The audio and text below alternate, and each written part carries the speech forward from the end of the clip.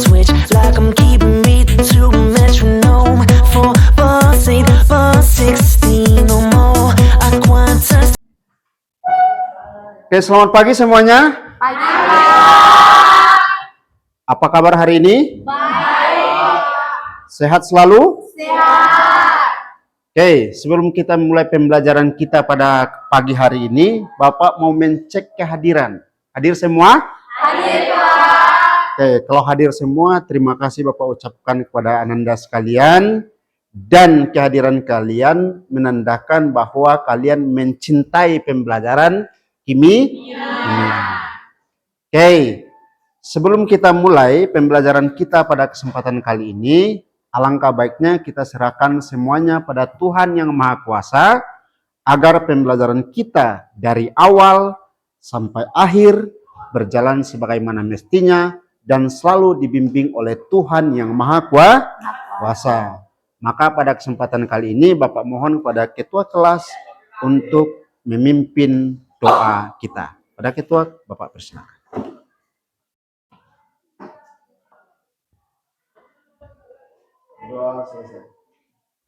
Oke, terima kasih semuanya. Dan harapan kita pembelajaran hari ini berjalan sebagaimana mestinya dari awal sampai akhir. Nah, pada kegiatan awal ini, sebelum pembelajaran kita lanjutkan di kegiatan inti, Bapak mau melakukan ice breaking. Silakan tahan nafasnya. Tahan 5 detik. Tahan ya. Tahan. Habis itu tarik nafas, tarik tinggi-tinggi, keluarkan. Thank you God. Terima kasih pagi hari ini. Silakan duduk kembali. Oke ya, di kegiatan awal ini kita lihat sifat koligatif larutan, terkhusus membahas larutan elektrolit. Kita lihat, pernah lihat air laut? Sering bermain dengan air laut kan? Nah, air laut ini kenapa dia sukar membeku? Apa penyebabnya? Kenapa air laut itu sukar atau sulit membeku dibanding dengan air biasa atau air murni? Karena kenapa? Karena di situ mengandung apa? Natrium magnesium klorida, kalsium klorida. Yang mana kalau zat murni ya atau zat pelarut murni, contoh air itu akan membeku pada titik 0 derajat Celcius. Sementara air laut ini tidak bisa dia harus negatif atau minus 2 derajat Celcius. Nah, coba lihat di termometer, kan ini dia. Termometernya seperti ini kan. Di sini 0, bilangan bulatnya, ya kan? Negatif 1, negatif 2, negatif 3, dan seterusnya. Ini 1, ini 2, 3, 4, 5. Nah, kalau kita kan suhunya di suhu kamar. Suhu kamar itu berapa? 25 derajat Celcius. Inilah rata-rata suhu kita manusia. Ya. Kalau di atas itu, misalkan 35, 40 suhunya, itu kan terlalu tinggi. Orang demam kan? Nah, ini nanti mati kedinginan nanti. Nah, begitu juga dengan ini. Sementara pelarut murni, ya, pelarut murni itu adalah air, dia bisa membeku di suhu ini. Air di bawah 0. Air laut ini di bawah 0. Ini dia baru bisa membeku, air laut.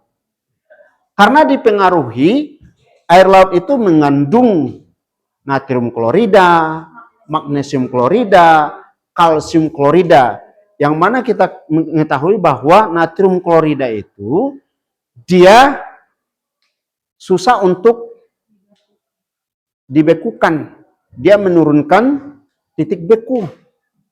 Nah, kalau betul-betul sudah dingin, terlalu dingin daerahnya, barulah air laut ini bisa membeku.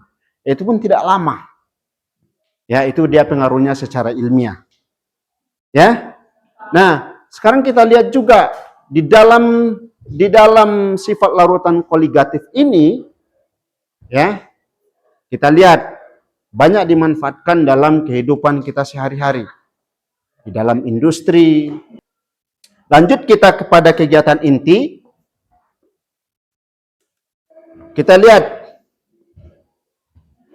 sifat koligatif larutan elektrolit. Bisa dilihat?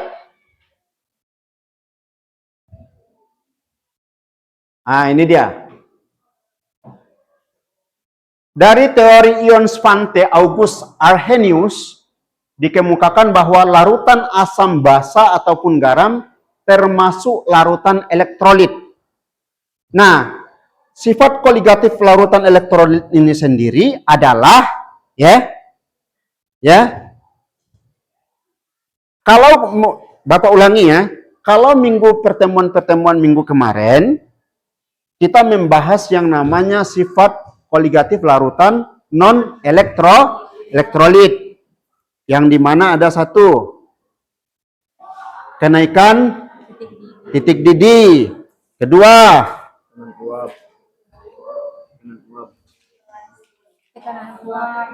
tekanan uap, ketiga penurunan titik beku, terakhir tekanan osmotik.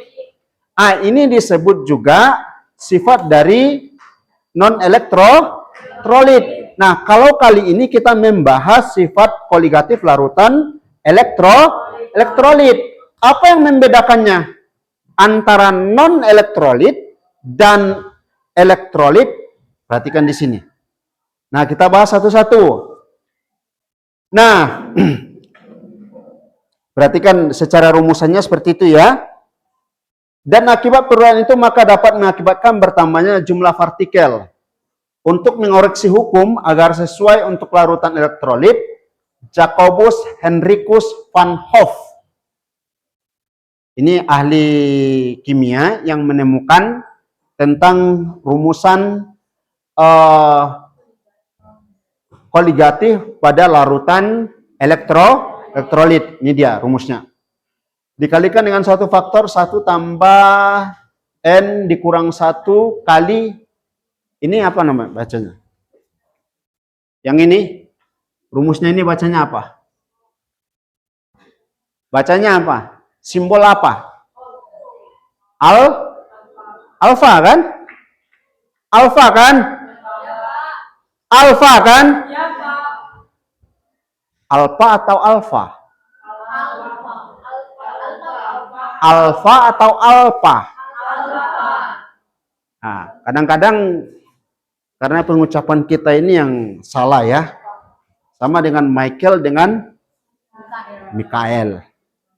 Ya. Kalau Indonesia kan Mikael. Tapi kalau orang luar negeri Michael. Nah, ini dia. Nah, oleh si Henricus van Hoff, atau sekarang lebih dikenal dengan hukum Van Hoff. Ya, ini dia. Ini rumusan yang diberikan.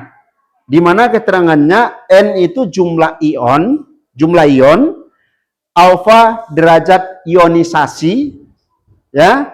Kemudian untuk mencari alfa ini dia rumusnya. Jumlah mol zat terionisasi per jumlah mol zat yang dilarutkan. Ini dia. Nah, perbedaan utama antara sifat koligatif larutan elektrolit dan non elektrolit itu berada pada jumlah partikel dan muatan yang dikandungnya. Oke. Ya, itu perbedaan utamanya. Kalau larutan elektrolit, ingat kata kuncinya elektrik. Nah, berarti artinya dia bisa menghantarkan listrik. Apa penyebabnya? Karena jumlah partikel yang terlarutnya banyak ion-ion yang terionisasi. Jadi jumlah partikelnya terlalu banyak sehingga ion-ionnya juga ikut besar. Berbeda dengan non-elektrolit. Dia tidak bisa menghantarkan listrik. Karena jumlah partikelnya yang dilarutkan itu sedikit. Ya? Paham sampai di sini? Nah, inilah rumus-rumus yang diberikan oleh si Van Hoff ini.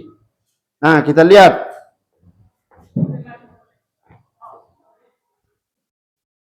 Nah, ini dia.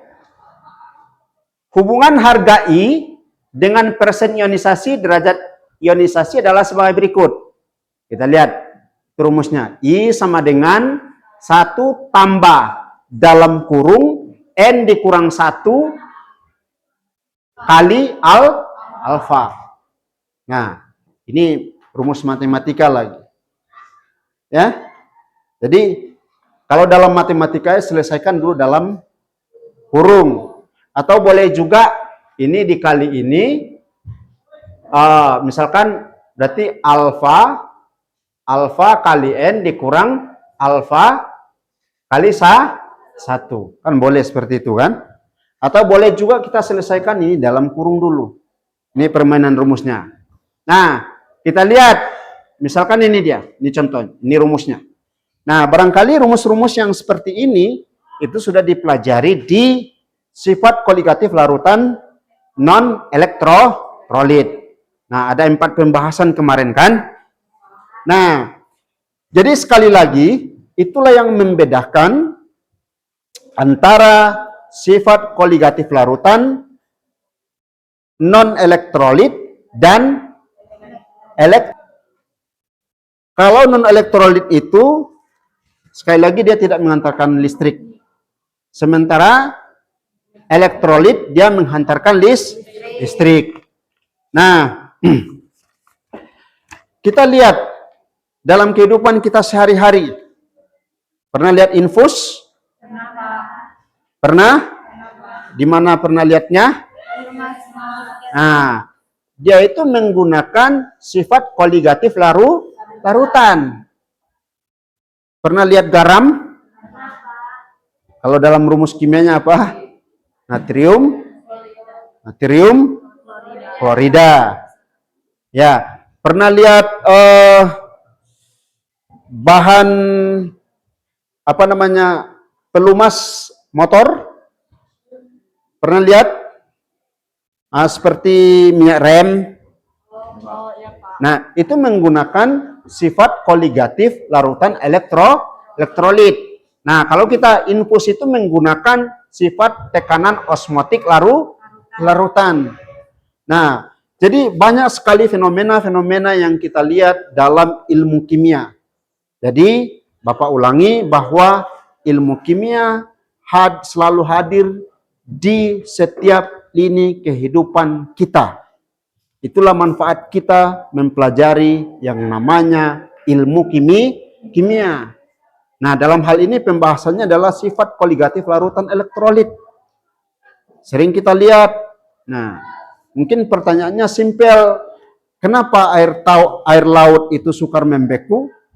Nah, kalau jawaban simpelnya mungkin itu adalah kuasa Tuhan. Tetapi kita sebagai manusia yang sudah diberikan pemikiran, rasa, karya, cipta oleh Tuhan yang Maha Kuasa, kewajiban kita untuk mengetahui apa yang terjadi di alam semesta ini. Oke ya? Oke? Bisa dipahami ini semuanya? Bapak yakin dan percaya dari awal kita mengikuti pembelajaran, semangat semua, dan selalu memperhatikan semua, dan mudah-mudahan suatu saat nanti kalian menjadi orang-orang yang sukses. Demikian yang kegiatan pembelajaran kita pada hari ini. Mudah-mudahan apa yang sudah kita pelajari dari awal sampai akhir dapat bermanfaat untuk di kehidupan kita nanti. Terima kasih segala atensinya. Bapak ucapkan selamat siang. Tepuk tangan. Wanna taste the